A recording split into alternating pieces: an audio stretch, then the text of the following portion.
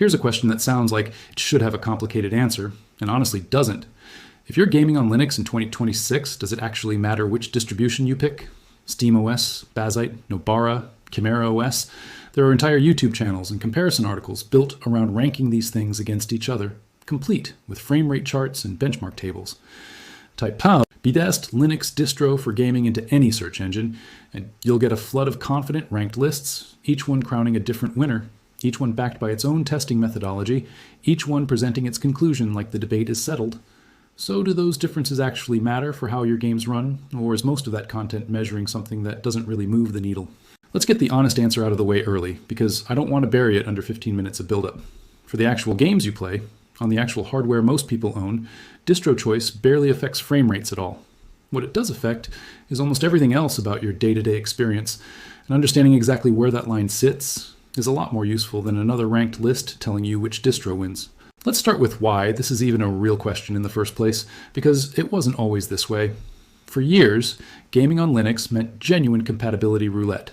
Some games ran, plenty didn't, and the ones that did often required manual configuration, community-made workarounds, and a real willingness to troubleshoot. Entire websites existed just to catalog which specific games worked with which specific tweaks, because there was no unified, reliable answer. You'd install a game, try it, and find out through trial and error whether that particular title happened to cooperate with whatever compatibility tools you'd cobbled together. That era is largely over, and the reason it's over comes down to one specific piece of technology: Proton, Valve's compatibility. Layer that translates Windows game code so it runs on Linux, built on top of the open source Wine project, but heavily extended and maintained by Valve, specifically for gaming. Understanding why Valve built Proton in the first place actually helps explain why it's turned out so effective. When Valve first launched the Steam Deck, they faced an obvious problem: an enormous library of existing Steam games, the vast majority of them built specifically for Windows, needed to somehow run on a handheld device shipping with a Linux-based operating system. Rather than asking every single game developer to build and maintain a separate native Linux version, which realistically was never going to happen at scale, given how little commercial incentive most studios have to support a small platform, Valve instead poured enormous engineering resources into making Windows games run unmodified through Proton, well enough that most players wouldn't notice or care what was happening underneath. That's a fundamentally different strategy than earlier attempts at Linux gaming compatibility, and it's a big part of why it's actually worked, succeeding where years of individual developers porting their own games one at a time never managed to build the same kind of broad, reliable coverage. Proton has gotten good enough that, as of early 2026, the Steam Deck's own compatibility database passed 25,000 games marked as either verified or playable. That's not a cherry-picked number from a marketing slide.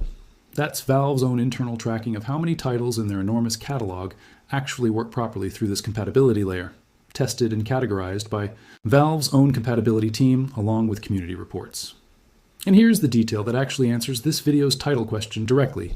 SteamOS, Bazzite, Chimera OS, and Nobara all run that exact same Proton.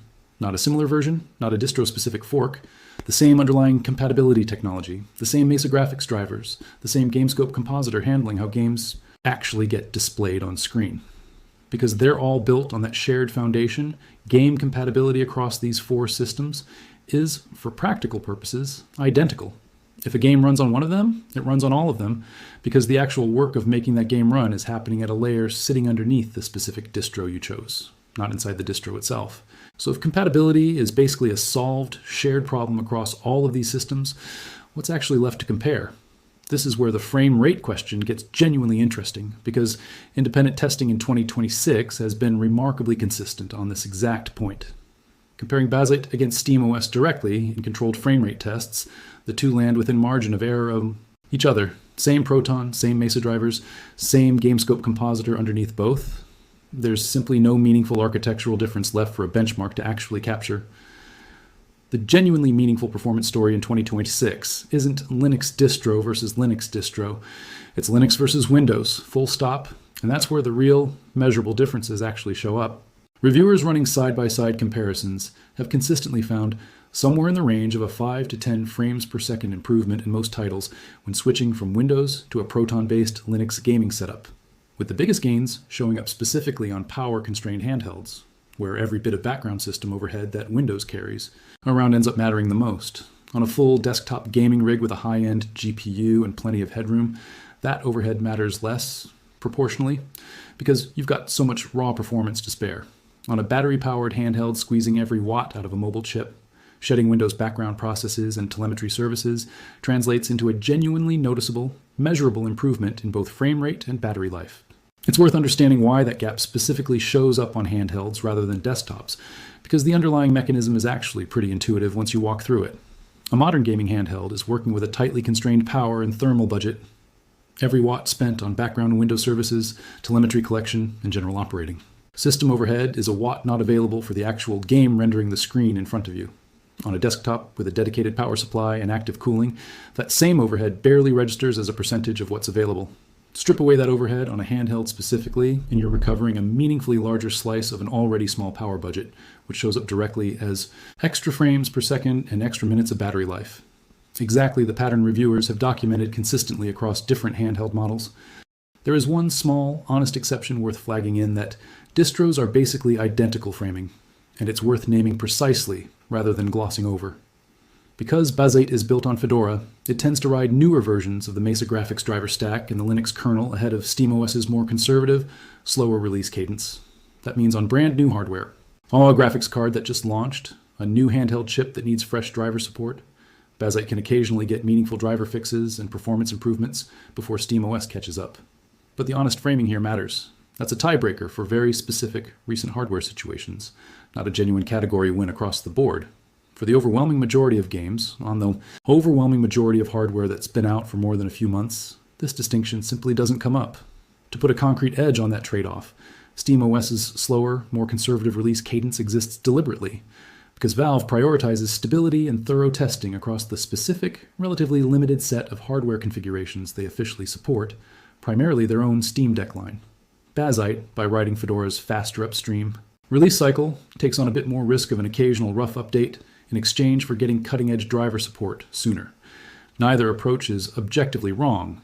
They're simply optimizing for different priorities. Stability first versus bleeding edge first, and which one actually benefits you depends entirely on whether your specific hardware is old enough that this distinction never comes up, or new enough that it genuinely might. So if frame rates are mostly a wash, what's actually different between these systems? And why do people have such strong opinions about which one they prefer? This is where the real substantive differences live, and they're worth walking through one at a time, because this is genuinely where your choice should be based. Start with SteamOS itself, the operating system Valve built specifically for the Steam Deck and has since expanded to work on other handhelds and desktop PCs. SteamOS boots directly into Steam's big picture interface, a console-style controller navigable menu rather than a traditional desktop you click around with a mouse. It handles automatic game updates, suspend and resume for putting your device to sleep mid-game the way a console does, and it's maintained directly by the same team building. Proton itself, which means Proton compatibility, fixes often land on SteamOS first, before anywhere else. The interface itself is genuinely polished in a way that reflects years of Valve iterating specifically on the Steam Deck's user experience. Quick resume from sleep, automatic controller detection, a settings menu built entirely around gamepad navigation rather than requiring a keyboard and mouse to configure anything. The honest catch with SteamOS is hardware support. It's built specifically around AMD's open-source graphics driver stack, and NVIDIA support remains genuinely limited. If you're running an NVIDIA graphics card in a desktop build, SteamOS is not the distro built with you in mind. That's exactly the gap Bazzite has stepped into, and it's a big part of why it's become the most talked about alternative in this space through 2025 and into 2026.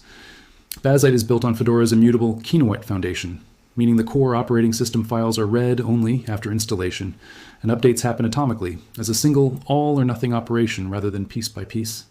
That design choice matters more than it might sound. It essentially eliminates the classic Linux problem of a partial update leaving your system in a broken half-updated state, because updates either complete entirely or don't happen at all. It's worth explaining why that atomic update model specifically matters so much for a gaming-focused operating system, since it's a genuinely different philosophy than how most traditional Linux distributions have historically worked. On a conventional distro, an update might touch dozens or hundreds of individual packages, and if your machine loses power or a specific package fails partway through, you can end up with a system in an inconsistent, partially updated state that's genuinely difficult to diagnose and fix, especially for someone without deep Linux troubleshooting experience. An atomic, immutable system instead builds an entire new system image in the background, verifies it's complete and correct, and only then switches over to it on the next reboot, meaning you're never stuck halfway between two versions of your operating system. If something does go wrong with a new update, you can typically just boot back into the previous, known good image instead, treating updates almost like a save and load system rather than a one-way irreversible operation. Bazzite ships with the latest NVIDIA and AMD drivers pre-installed, along with Steam, Proton GE, a community-maintained extra-patched build of Proton with additional fixes and media codec support, and Mango HUD, a lightweight on-screen overlay for tracking frame rates and system performance in real time, all configured out of the box with essentially zero manual setup required. Reviewers testing it on handhelds like the Lenovo Legion Go have specifically praised how well it performs as a drop-in Windows. Replacement and its weekly update cadence means fresh drivers and Proton improvements land quickly, without the instability that bleeding-edge updates sometimes bring on more traditional distros. Nobara takes a somewhat different approach. Built by a developer who's actually a Proton contributor at Valve, and it's specifically tuned for tournament-level stability and gaming-specific optimization out of the box, where Bazzite leans into an atomic, immutable console-like philosophy. Nobara stays closer to a traditional, more customizable Linux desktop experience, while still shipping with all the gaming-specific tuning pre-applied. It's a solid pick specifically for people who've used Linux before and want a bit more direct control over their setup than Bazzite's more locked-down, appliance-like approach offers.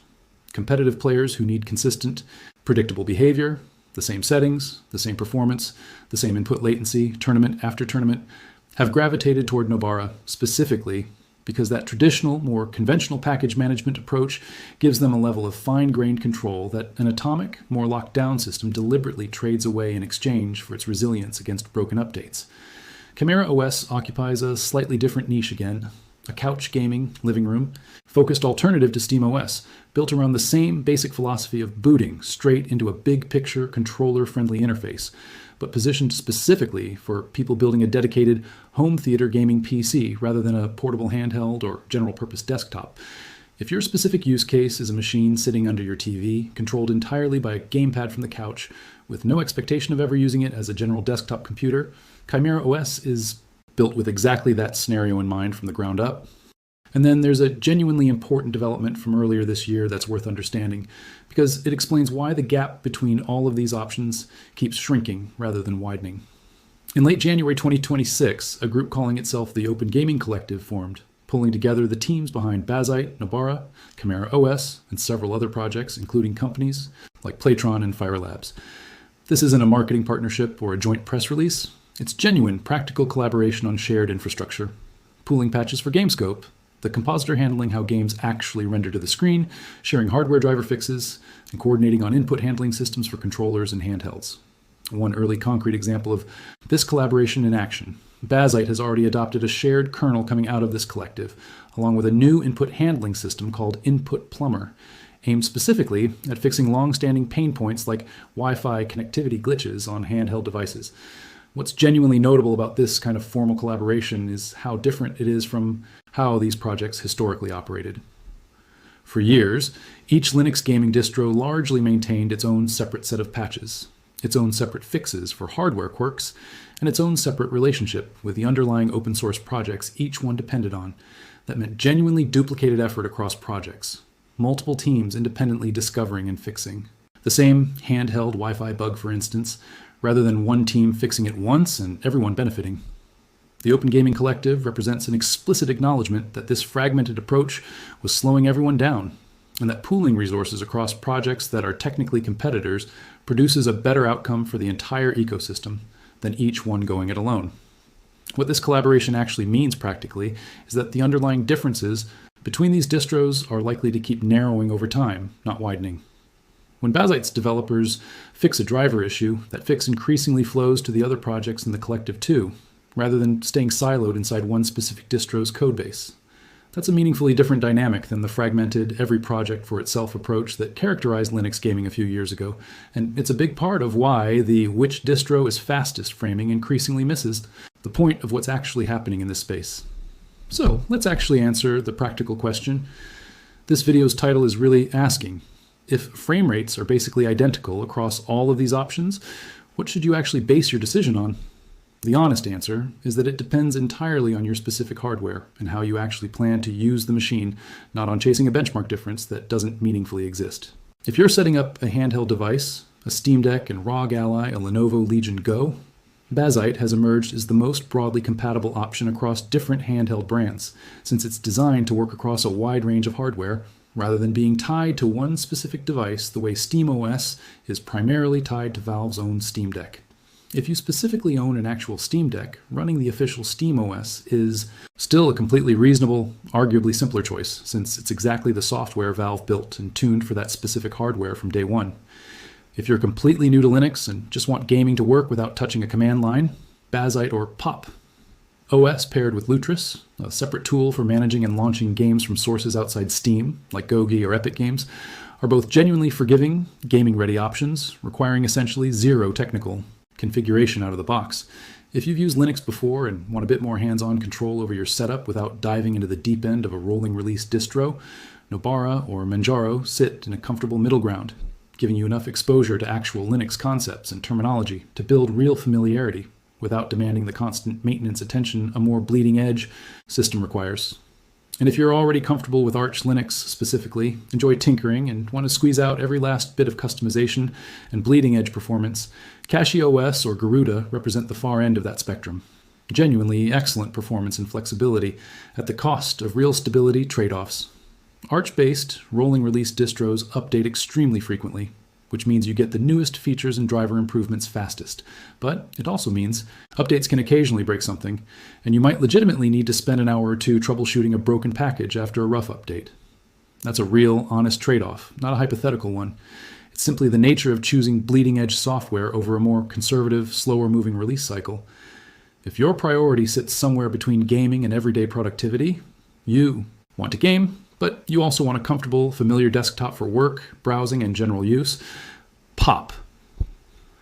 OS strikes a reasonable balance, offering solid driver support in a somewhat lighter package than a full Ubuntu installation, without leaning as heavily into the console-style, gaming-first interface that Bazzite and SteamOS both embrace. It's worth being clear that this last category probably describes a genuinely large share of the people watching this video. Plenty of gamers aren't setting up a dedicated single-purpose gaming machine. They're using one computer for everything, and want an operating system that handles both halves of that reasonably well, rather than optimizing exclusively for one at the expense of the other. If that's you, resist the pull toward whichever distro currently tops a benchmark chart, and instead ask, honestly, how much of your actual time on that machine is spent gaming versus doing everything else. The answer to that question will point you toward a better fit than any frame rate comparison ever could. It's worth touching on graphics card support specifically, since this is one of the few areas where real, practical differences do show up between these options. Every distro in this conversation supports AMD's open source AMD GPU driver stack without much fuss, since that stack is fully open source and well integrated into the Linux kernel itself.